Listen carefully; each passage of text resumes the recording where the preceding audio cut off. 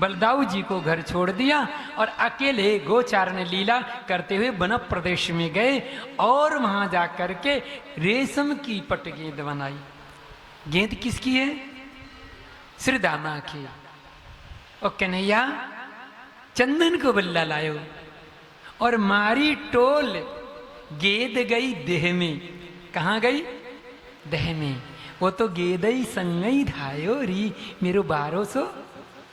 अब जैसे कन्हैया ने गेंद मारी, श्रीदामन कहने लगा मुझे मेरी गेंद ला दे, मुझे मेरी गेंद ला दे, मैया मारेगी, मैया मारेगी।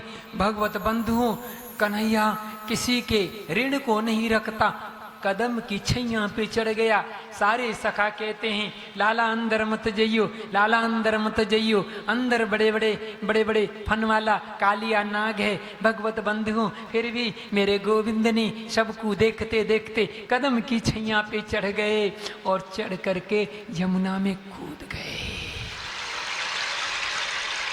दौड़े दौड़े सखाओं ने जाकर के मैया से कहा, अरे यशोदा सुनती है, बड़ा सुगुन हो गया, तेरे लाला यमुना में चला गया। मैया रोती बिलकती तड़पती आई, सारे सखाओं से कहने लगी, अरे श्रीधामा, अरे तोष, अरे प्रतोष मत मंगल, तुम सबने आज मेरो बलराम नहीं था, तुम में सिकाऊ ने ना रोकी, मेरा गोविंद कन्हैया अंदर चलो गो। नंद बाबा मैया यशोदा को बांध के रोक रहे हैं, पर पूरा ब्रिज रो रहा है, क्योंकि पूरे ब्रिज के नैन है मेरे गोविंद, मेरे गोविंद नैन है, दीप ज्योति हैं। सारे सखा रोने लगे।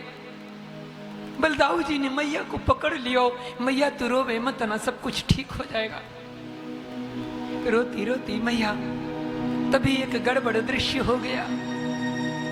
नाग पत्नियों ने देखा, इतना सुंदर बालक, सुंदरे किम न सुंदरे,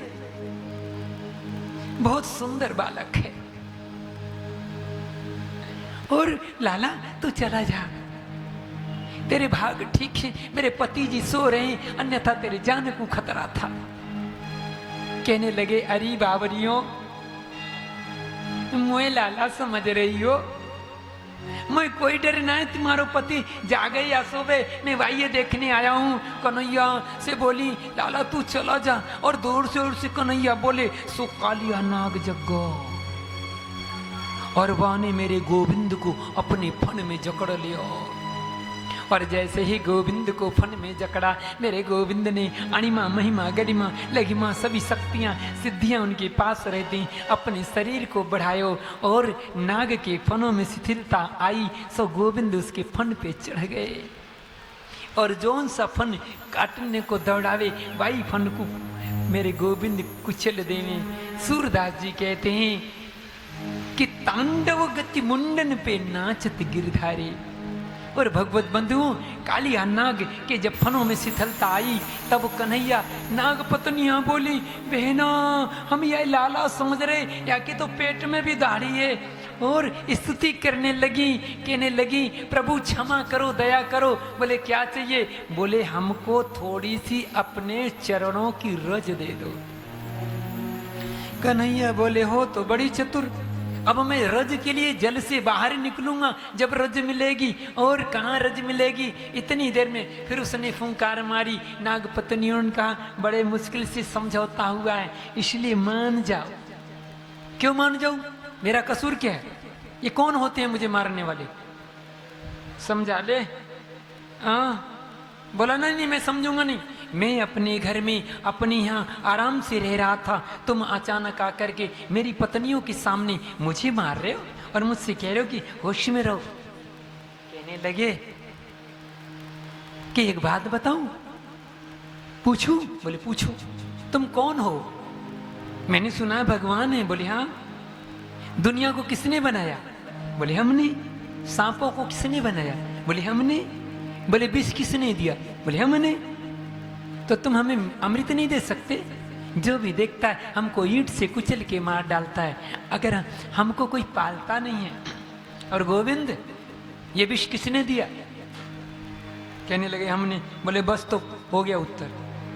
तन मन धन और जीवनी सब कुछ है तेरा, तेरा तुझको अर्पण क्या लागे।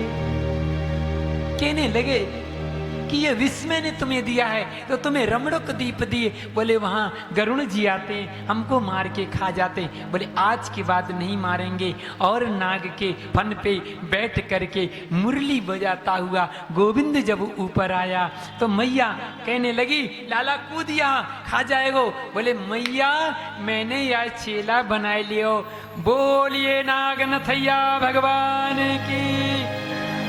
भगवत पत्नियों भगवत बंधुओं बहुत सुंदर सुंदर कथा भी कहनी है। दावर नल की कथा।